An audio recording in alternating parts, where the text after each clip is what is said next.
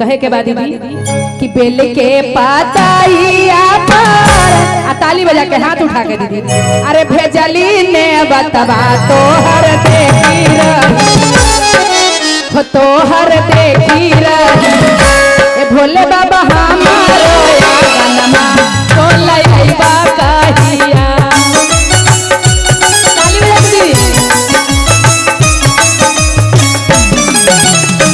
बेल के पाताइया भेजली ने बतवा तोहर देखी रहिया बेल के पाताइया भेजली ने बतवा तोहर देखी रहिया ए बाबा हमारो आंगनमा बोलैबा कहिया हमारो आंगनमा बोलैबा कहिया ताली बजा के ताली बजाइए भैया जी कभी ताली बजाते रहिए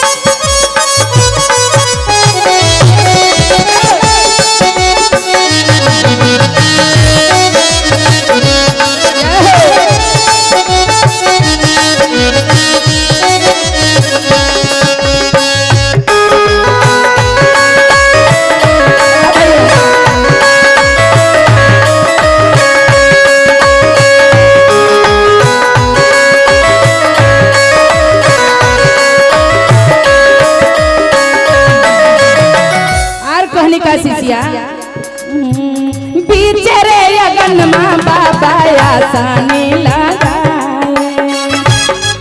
का माई बैठी बीचरे अगन माँ बाबा आसानी लगाए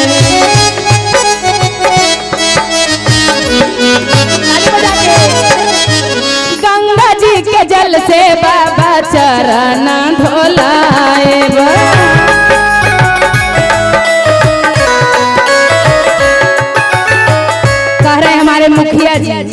मुखिया जी के साथ साथ सभी दीदी को बोलना है तेरे ना लागई है बाबा जल्दी से अइहा सिसिया जो है बटिया तेरे ना लागई है बाबा जल्दी से अइहा सिसिया जो है बटिया ए बाबा हमारो आंगनमा बोलैबा कहिया ए बाबा हमारो आंगनमा बोलैबा कहिया अरे जिया ताली बजा के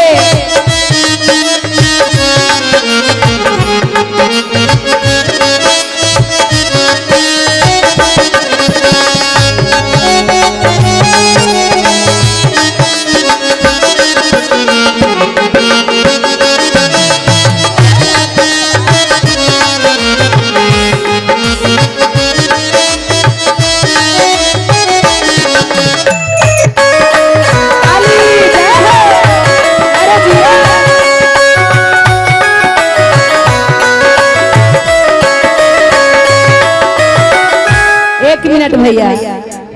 हमारे मुखिया जी के तरफ से बड़ी देर के बाद दिल में चोट लगल हते एगो 500 नोट अइला अभी तो शुरुआते है लेकिन मुखिया जी के लिए एक बार ताली हो जाए जोर जोर से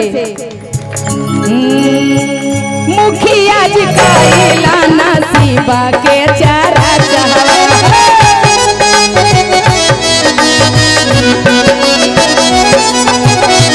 गुरुवा वाली दीदी धैलन गुरु के ध्यान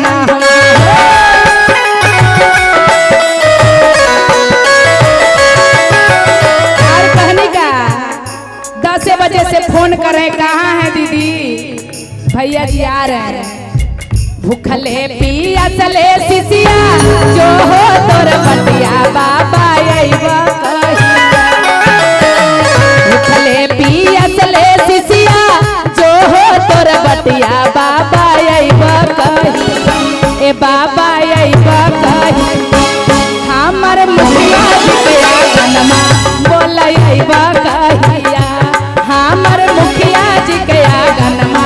बोलैबा कहिया हमर दीदी आंगनमा बोलैबा कहिया हमर पूरावा नगरिया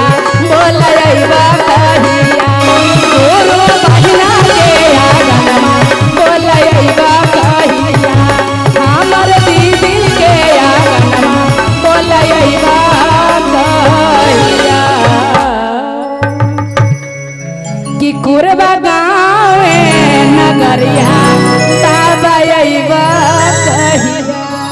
अतनी